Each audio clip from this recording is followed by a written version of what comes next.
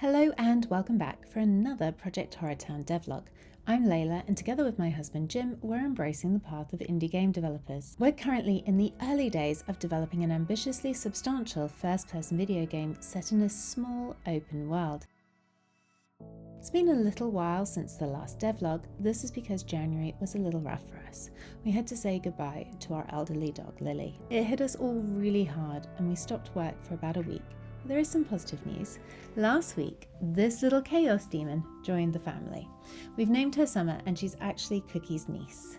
Now, before I get into this video properly, I wanted to talk about our plans for these videos.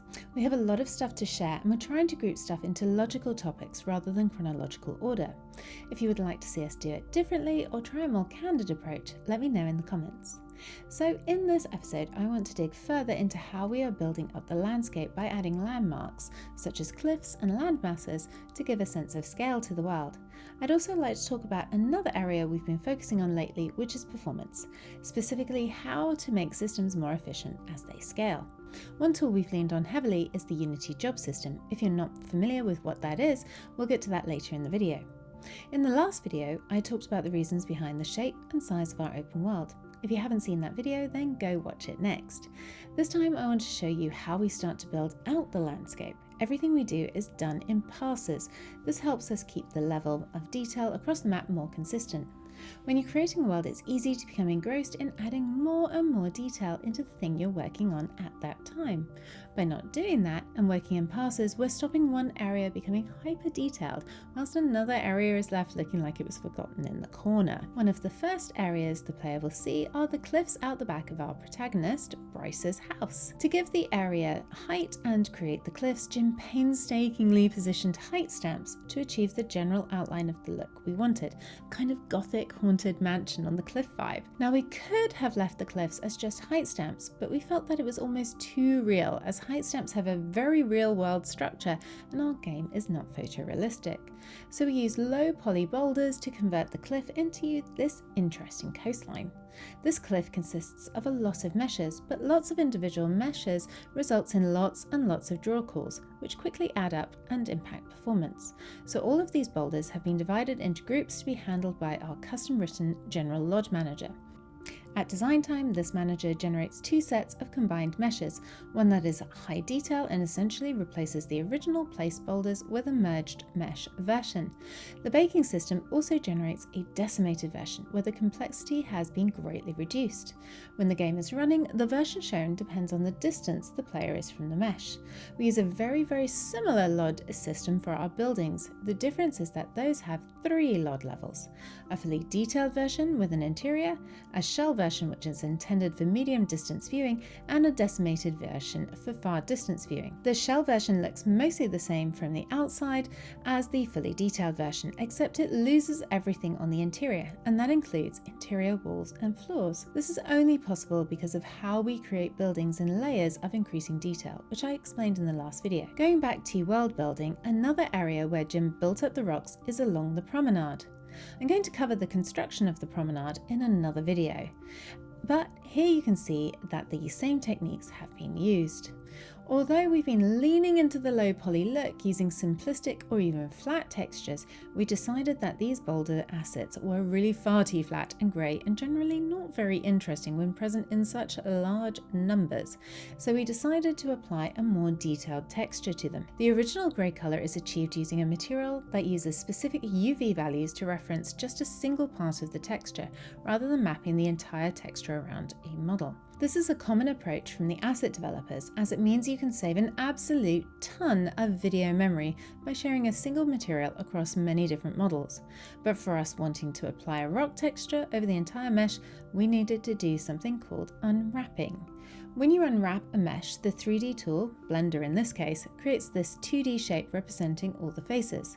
This 2D shape can then be placed on the texture you want to use, and then once applied, it gets wrapped around the mesh, giving this lovely, nearly seamless material application. Here you can see that all of the boulders now use this rock material, and they look far more interesting for it. Oh, and there are some secrets in these cliffs. You'll have to find them when you play the game. A small thing that we've added are these distant lands. We want the level to feel part of a large landmass, so adding these hugely scaled up boulders about 20 kilometers from the actual level fills the horizon and adds some interest. This is a pretty cheap and low effort way to give the illusion of distant lands. We need to return to this in the future though to sort out the colour mismatch between the main terrain and these pretend distant lands. That'll be done, you guessed it, in another pass. Another area where we spent some time is the road network. In the initial block out, the roads were just placed on the rough location where they needed to be. Again, we refine the road placement in passes. The system works by placing junctions and connecting these junctions with roads. The roads are spline based, meaning we can move the anchor points and control handles to refine the positioning. We've also been making some bridges. Our NPCs and player have had to ford the river up until now. So here we have some modern concrete bridges.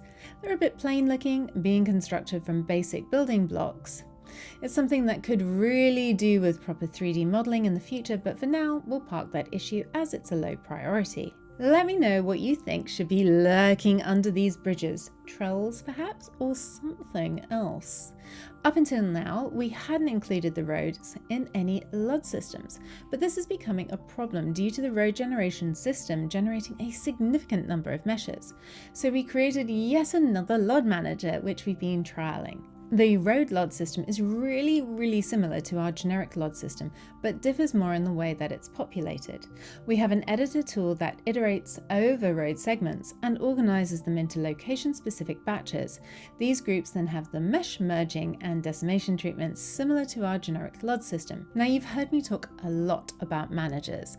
LOD managers, building managers, lighting managers, the list goes on. There are basically two aspects to our LOD systems. We've spoken about the first, which is about gathering together all the separate meshes and converting them into merged or decimated versions. The second aspect is that there is a singleton manager which decides what should be displayed on screen. This manager is doing things like frustum